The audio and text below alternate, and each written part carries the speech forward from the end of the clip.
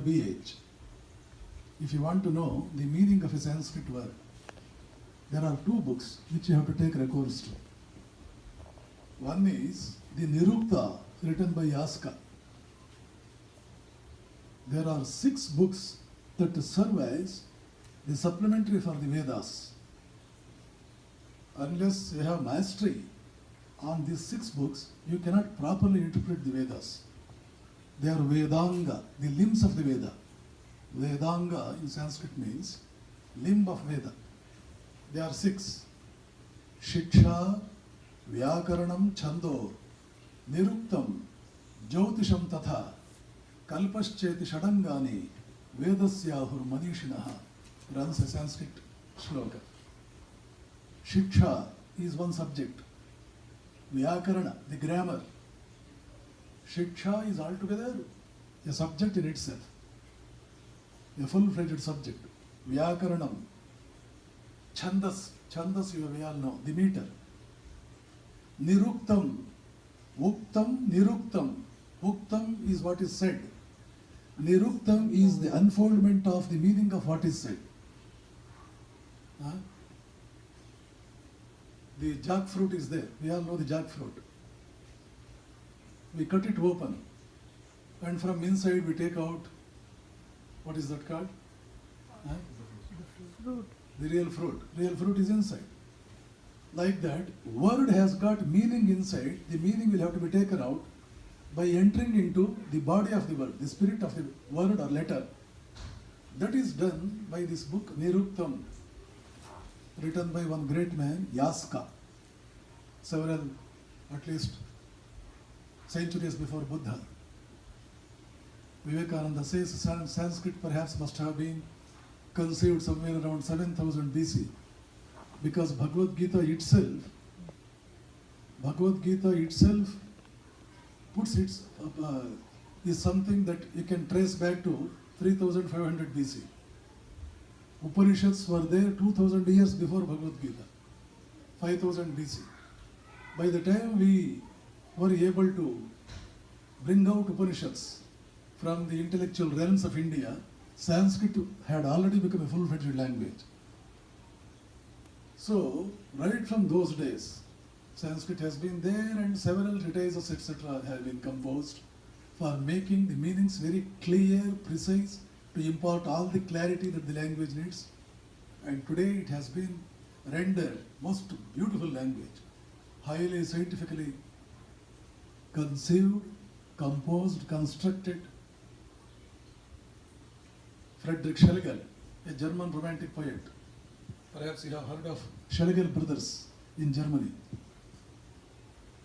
A big name. He says, there is no language in the whole world, including Greek, that has the clarity and the philosophical precision that Sanskrit has. So Sanskrit is such a beautiful language. Anyway, Arya, the word Arya in Sanskrit means Mahakula, Kulina, Arya, Sabhya, Sajjana, Sadhavaha. Whosoever belongs to Mahakula, whosoever is a Kulina, Kulina means man coming from a noble family, respectable family. A family that has always stood the test of time in preserving the moral values, like Sri Ramakrishna's father did. We all know. Ramakrishna's father, he lost the whole of his landed property, measuring around somewhere 50 to 60 acres of land, just because he refused to tell a lie in the court in favor of some landlord. Landlord compelled Ramakrishna's father to give a false witness in his favor. Ramakrishna's father was known for his integrity, truthful personality, never had told any lie in his life. So the landlord, to win the case that was in dispute in the court, wanted to have some strong witness, some strong personality who would vouchsafe his case in the court, and Ramakrishna's father already had become very famous for his truthfulness, for his pious ways and all that. He wanted Ramakrishna's father to come and tell lie in the court so that it would help him, the landlord. Shudiram Chatterjee, he refused. I shall never do it. My family deity is Ram, Sri Ram is my family deity. How can I tell a lie? So far, I don't know that my father had any time told a lie. My grandfather had any time told a lie. That has been the tradition of my lineage. How can I tell a lie? The whole of your property will be confiscated. You will be brought to streets. You may kill me, but I don't tell a lie. That was his reply. He stuck to his words. He was brought to street. Untold miseries later he had to undergo, but he never swerved. He stuck to his ground. That was the veracity of the man. Such people alone are the salt of earth. That is why Lord Vishnu appeared in his dream and said to Kshidiram, I want to be born as your son. He lost a landed property, but got another property that is million times greater than that. Lord himself is being born as his son. What greater property any householder would ever think of than Lord being born as son? These things are there. So, the first and the foremost thing is Kulina, the one that hails from a noble family. Such families are called as noble families in India. Mahakula, Kulina, Arya, Sabhya, the one who adorns in the assembly, the cynosure of all the eyes wherever he goes. He has earned such a reputation, such a fame, such a name by virtue of his conduct, by virtue of his philanthropic activity, by virtue of his standing, moral standing in society, ethical standing in society. He is Sabhya, Sajjana, man given to right ways, Sadhava, saintly man. Any of these five categories is Arya. Aryan doesn't have any geographical connotation, but in India we are given to the convention that we are all Aryans.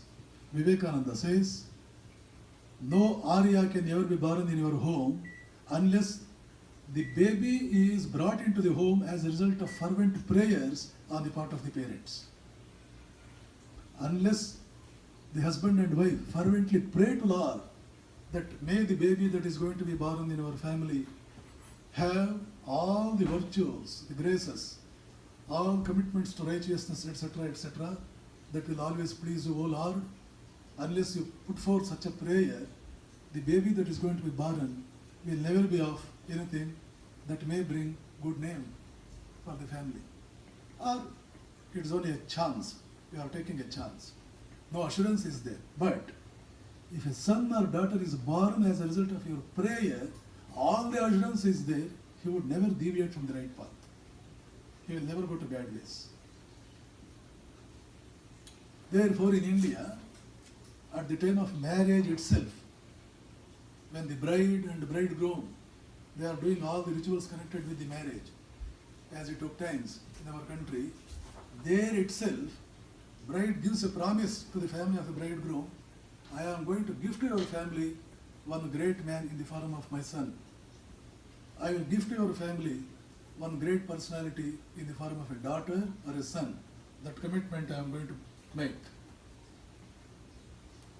At the time of accepting this girl as the daughter-in-law of the family, both the father and mother of the bridegroom, they give an assurance to this girl, we never make any differentiation between you and our own daughter. We treat you well. We take care of you. Never feel sorry that you are leaving your parents and coming to our home. Only the form of your parents is changing. We, your in-laws, your father-in-law and your mother-in-law and your husband, we all assure you a very pleasant moment, a very joyous moment, a joint stay in our family. For that, the reciprocation will come from the bride. She will say, for all the assurances you are giving, this is the reciprocation that I am showing. I gift your family with a great son or a great daughter. At the time of marriage itself, the commitment is made. Afterwards, they have to live up to that idea. How to live? How to live? The moment the husband and wife make up their mind that they should have a child, they should start leading the life of austerity. Life of austerity, a sort of tapasya should be practiced. 5 daughters were there before Vivekananda was born to his mother. There were 5 daughters. Son is not born yet. In India, of course, any woman would yearn to have a son. Even if she has half dozen daughters or 1 dozen daughters, unless she will have a son, she will never be happy. We all know it. So Bhuvaneshwari went on praying to Lord Shiva. Give me a son. 5 daughters are there and all are good. All are healthy, very rich family. Give me a son. Give me a son. For whole 1 year, she prayed to Lord Shiva. Every Monday, for the whole day she would fast. During night time, she would never sleep on the bed. She would sleep on a mat. Every day, unless the worship is offered, she would not drop. She would not take a single drop of water.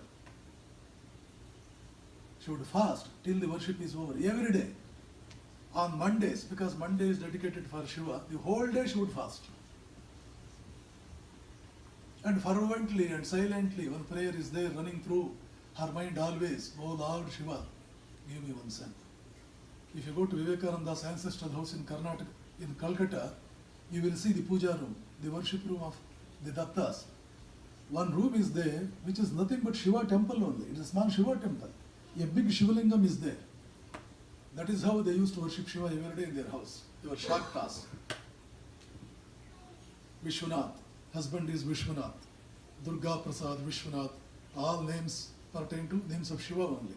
Narendranath, in one Viresh, in Vivekananda not only had Narendranath as his name, even prior to people calling him as Narendranath, actually his official name is Vireshwar. Because Bhuvaneshwari Devi prayed to Lord Vireshwar of Kashi, she named herself as Vireshwar only. Even after he became Vivekananda, Bhuvaneshwari Devi, whenever she would come and meet Vivekananda, even after his sannyas, she would call him as Viru. Viru. Standing near his room, Vivekananda used to stay in the first floor in the Belur Mutt. She would stand somewhere near that mango tree that is there. From there only she would send out a call, Viru. She never called him Vivekananda, even my own mother, she is still alive. Sometimes I meet my mother. She will never address me as Nirbhayananda. She calls me by a pre-monastic name only. Mothers are like that. They never bother about all those things. Once my pre-monastic father corrected my mother saying his guru has given him a new name, we should not call him by his old name. For which my mother's reply was, I have right to call my son by any name I want. No one can prevent me as far as this is concerned. She was vehement, she was so adamant in that. Mother is mother, especially the tie with mother can never be cut. That is the strong tie mothers will have for children. So the mother, the husband and the wife, the moment they make up their mind, they should have a child. All through the year, even before conception has taken place. Sufficiently, till you feel you are satisfied with your prayers to Lord. The Shastras say you are not going for conception. The girl will not conceive. Once you are satisfied that all the expected, all the required rituals have been performed, now the parents or the couple will go for the conception. Right from the day the child has been conceived in the womb, the 9 months period, the period during which time the embryo will be there in the womb, mother will start leading a highly strict life of penance and austerities. Because the sort of the life mother leads will get reflected in the character of the child that is going to be born. Invariably, take it from me. I have experimented this with 4 or 5 girls in India. I have experimented this. In fact, in one of the CDs that I have about how the education system should be, I have a CD consisting of about 11 lectures about education system in India as it is and as it should have been. That is the title of the CD. FM Radio Bangalore. Indira Gandhi, National Open University people requested me to talk on this subject. Each lecture lasts for about half an hour. That is there in Kannada. 11 subjects are there, 11 speeches are there. More than 20,000 CDs are sold out in Karnataka. About 20 times the radio people have repeated it. I have started my subject right from here up to the child reaches SSLC, matriculation. At different stages of his growth, how parents should give the academic nutrition that he wants, what sort of nourishment he needs, and how it should be supplemented from parental side, from the teacher's side, from the friend's side. Because in India, education is a four-phased process. The classroom education will not be completely the whole of the education. It is only a quarter of the education. Ancient Indian concept of education says classroom education is just a quarter. Acharyat padam adate. Padam in Sanskrit means quarter. Acharya, from Acharya, only a quarter will come. Padam shishya swamedhaya. Another quarter, the student himself, out of his individual efforts, he has to accrue. He has to collect that all the knowledge. He has to absorb that knowledge. How to do it? Keep your eyes wide awake. Don't have sleepy eyes. Keep your eyes wide awake. Newton observed one apple falling down. Just a mere incidence for other people, but for him, a great suggestion, something that triggered his faculty inside. Just one incidence, an insignificant, apparently insignificant incidence like an apple falling to the ground, paved the way for the production of one philosophy of gravitation. Every phenomenon that is taking place in the nature is a great sight. Nature itself is a big laboratory. So many experiments are going on, but we don't have the sensitive eyes to take lessons from that, to catch the suggestions from that, hints from that, because intellect is sleeping. Therefore, in the Upanishadic days, while expounding the academic culture, they say, Bhadram karne bhishrunayama deva. We all know about that. We never ponder, we never reflect. Bhadram pashe makshabhirya jatra sthiraihi angaihi tushtuvagum sastanobihi. Let all my angas, let all my organs be in the fittest condition. Let them be sensitive. Let them be absorbing. Let them have keen sense of observation. All the organs in my body. Bhadram karnebihi. Let my ear be extremely sensitive. Some sound, some different sound should trigger my inner consciousness, and based on that, I should enter into deep reflection about the phenomenon, and I should be able to see something which others perhaps are not in the position to. That I can do only when my ears are kept sensitive. Blunt organs will not take you anywhere. Bhadram karnebhihi shrunayama devaha. Bhadram pashyema akshabhihi. Aksha means eye. Whenever I am seeing, there is a beautiful saying in English. Don't merely see, look. Don't merely see, look. Don't merely look, observe. Don't merely observe, absorb. That is what is meant by Bhadram pashyema akshabhihi vyajatraha sthiraihi angaihi tushtuvagam sastanobihi. This is a beautiful instruction given by the teacher to the then students before the commencement of any lesson. First, they chant this, and afterwards, Sahana Bhavatu, may we all together enter into a divine process whereby something great is going to be churned out because of our intellectual discussions. Let something great get churned out. Sahana Bhavatu, Sahano Bhunaktu. Let there be a very coordinated effort. Let there not be any difference between us and our Guru. Let not our Guru develop any sort of indifference towards us. Let him wholeheartedly give out everything that he has. So, Acharya Padam Madate, classroom education is only a quarter. Padam Shishya Swamedhaya, with all the organs wide awake, the Shishya should go on collecting knowledge from the nature. Padam Sabrahmacharibhyaha, through the discussion with the friends, another quarter education should be obtained. Friends will go a long way in giving you so much of knowledge. Either they can lift you, or they can lift you, or they can kill you. Tell me about your friends, I will tell you what you are. 90% of the people that have gone astray have gone astray because of bad companies. One bad company can destroy all other strengthenings, all other consolidations that have taken place till now in a very systematic way. One bad friend can nullify everything. Annihilation, total annihilation. Company is extremely important. Bad company. Therefore, parents must keep a watch, especially between the age 10 to 20, or to be more precise, 13 to 19. In India, we have divided the age of a student into several stages, up to 5 years. Between 5 and 8, up to 5 years, 5 years duration.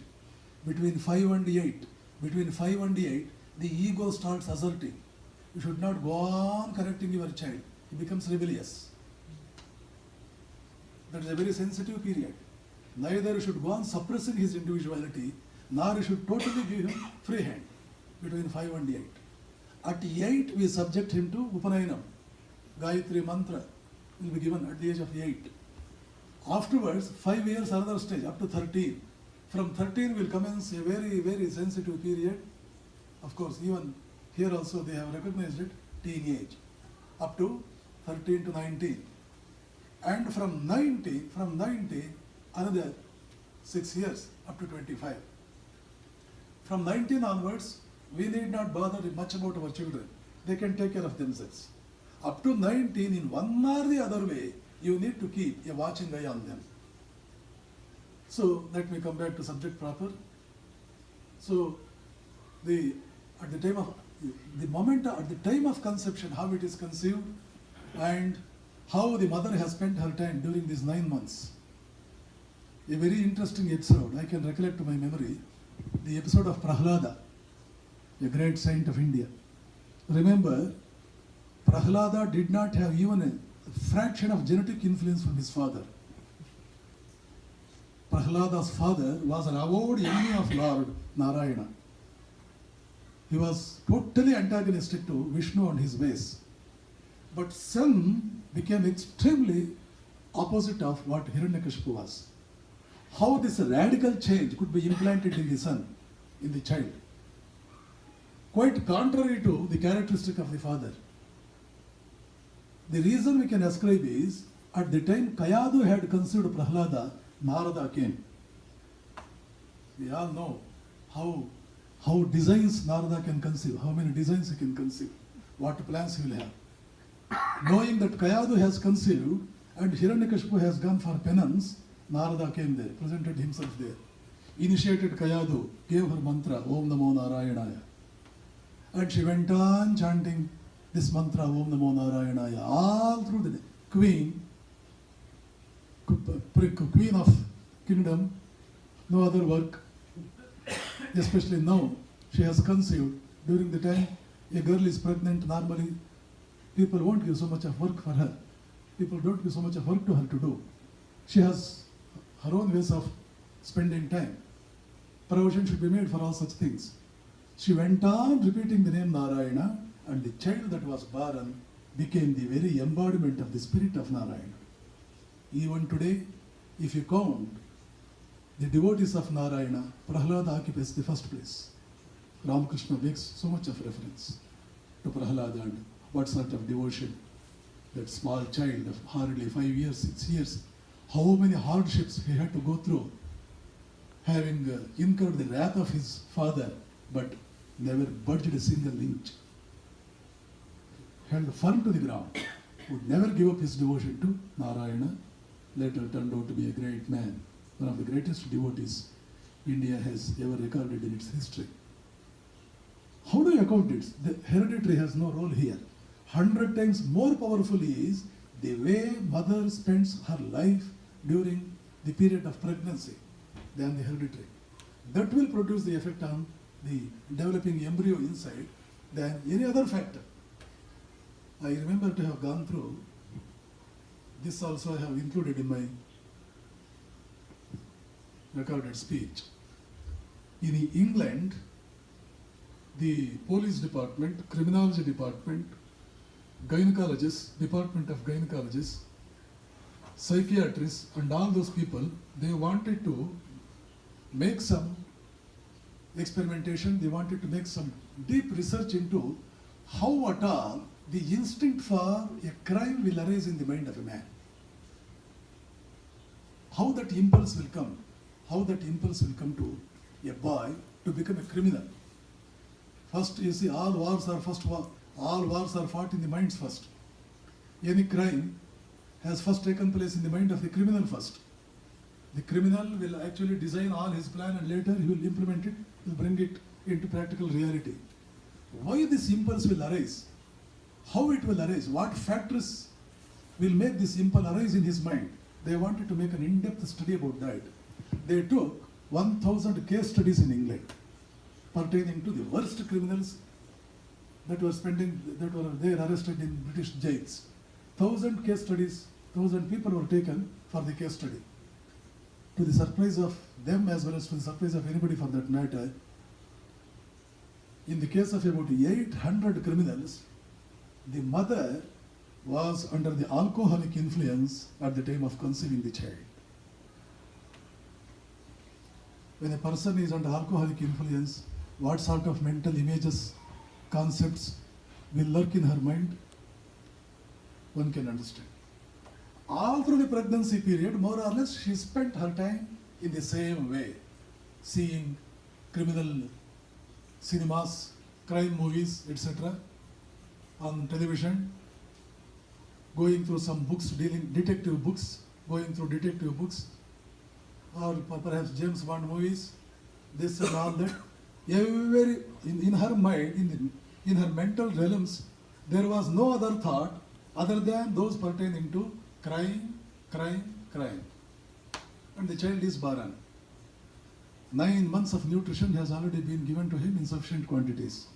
What sort of a child he can be? Invariably, he turned out to be a criminal. Already I have given one example, the example of Prahalada. There is another example, equally important, of course. Let me come back and make another reference to how Bhuvneshwari Devi prayed to Lord Shiva, and the boy was born, Narendranath. And what sort of the boy he later became? He became almost a replica of Lord Shiva himself. Ramakrishna himself used to say, he is Shiva, Naren is Shiva. He is Shiva. If anybody would talk light of Naren, Ramakrishna would warn, you know what you are doing? You know what are you doing? You are talking light of Shiva, Lord Shiva himself. Beware of that. If you look at the way Vivekananda lived his life, Shiva, the god of tremendous renunciation, absolutely no regards for his own self in any way, never disturbed from his meditation, always engrossed in deep meditation. If any disaster is there threatening the peace of the human existence outside, then alone he will come out of his meditation and not otherwise, as it obtained in case of the Halahala Visha that was about to, swallow the whole world. Krishna wakes up from meditation, Shiva wakes up from meditation and drinks the whole thing, and that gets stayed here because of Parvati's intervention, and the whole throat becomes blue. From that time onwards, he came to be called as Nilakantha. Throat is blue because poison got stuck up there when Parvati held it firmly so that it would not slide down. We all know the mythology, Bhagavata, all these accounts are there. Abhimanyu is another typical example. They say Abhimanyu did not receive any formal education at all in archery from any guru. But during those times, except Krishna and Arjuna, there was none who could equate himself with Abhimanyu. As far as archery skills are concerned, only Krishna and Arjuna were a match to Abhimanyu and no one else. Where from he got this training? We all know. When Subhadra had conceived and Abhimanyu was in the womb, she wanted to know about the skills of archery, the science of archery, and would plead Krishna that he should explain all these details about archery and all that. And Krishna was so fond of his sister, and every time Subhadra would lie down on the bed before she becomes fast asleep, he would go on giving explanations and descriptions about how the science of archery is. And very intently, very attentively, she would listen to all that, and as listening to that, she would retire into sleep. That is how her days passed during her pregnancy. Even after Subhadra fell asleep, the child inside was not asleep. It would attentively listen to Krishna's accounts of all that, and that itself formed all the education he wanted later. That alone became his education. They say, no, apart from this, there was no other formal education. These incidences, illustrations, clearly prove the fact that the life led by the mother during the pregnancy period will go a long way in deciding the character of the child that is going to be born. Afterwards, after it is born, there are so many things. Will take 1 minute. Or 9 o'clock. we'll have some other time.